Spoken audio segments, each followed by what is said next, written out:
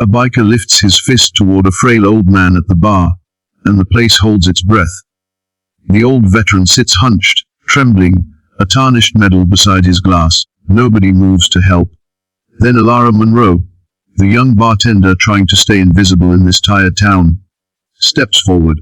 She doesn't shout or dare the man. She simply wraps her arms around the veteran and makes herself a human shield. He laughs at first, sure he's scaring off a weak target. Then the sound arrives, a low, rolling thunder that grows and grows until it fills the night. Heads turn.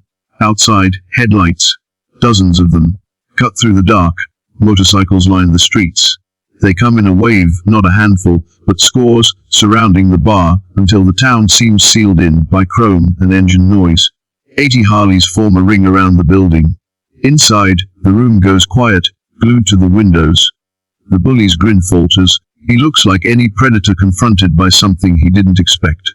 A man dismounts, removes his helmet, and walks in slowly. Rico Alvarez. He doesn't need to shout. His calm is a command.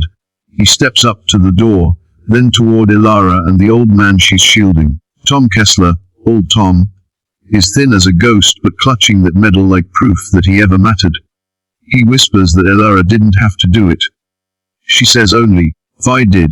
Rico kills his engine and tells the bar to step back. His voice is steady, but when he looks at Tom, it's not the face of an enemy. It's recognition, debt, a memory of a life that was saved. Minutes earlier the night had been ordinary neon signs that flicker, a jukebox on repeat, a crowd of drifters and regulars, then a group of out-of-town bikers pushed in, loud, mean, bored with trouble. Their leader mocked old Tom, grabbed the medal, dangled it like a toy. The regulars shifted away. Nobody wanted to be the one who broke something. But Ilara, tired of watching people be erased by cruelty, moved without thinking. She pulled the medal back, shoved it into Tom's hand, and planted herself between him and danger.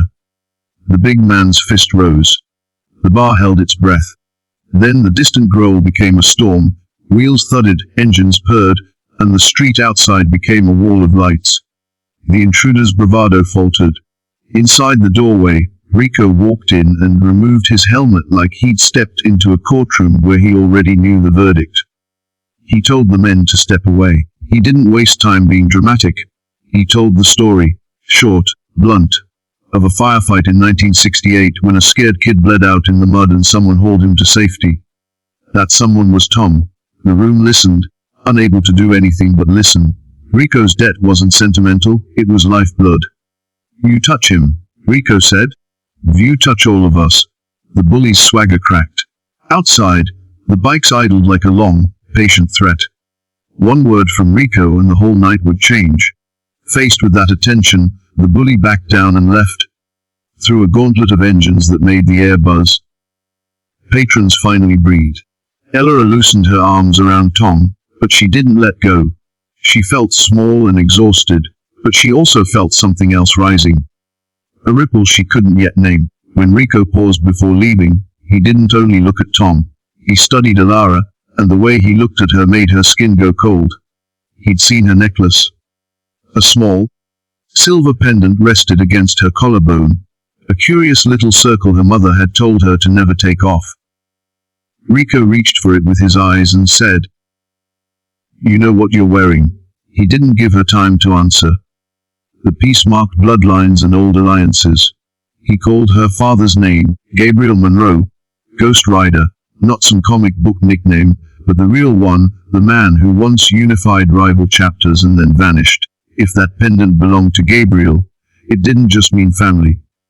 It meant belonging to something that had been missing for a long time. For Ilara, the revelation hits like a physical blow. Her life had been ordinary hardship and quiet labor. She knew only that her father had died young and left a pendant and a mother who never said much. Rico's voice softened when he explained, her father had been one of them, a legend in black leather. His disappearance left a hole that people still felt.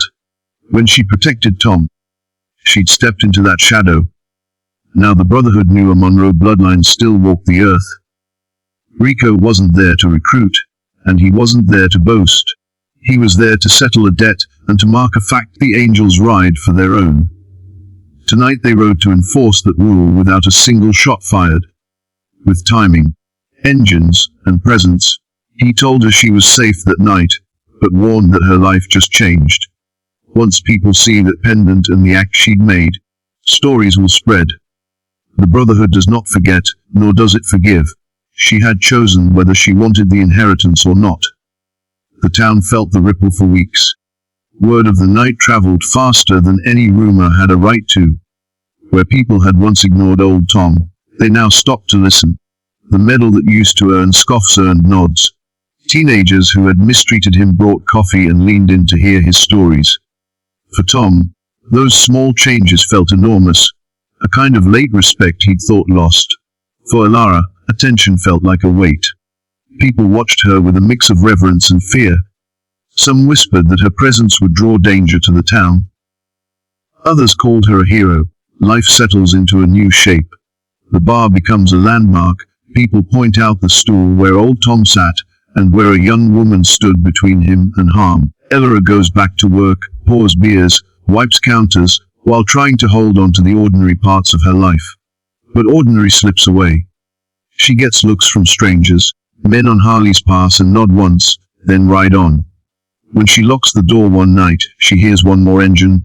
Rico, a shadow in the glow, lifting a hand in salute, and then disappearing into the highway. No speeches. No promises.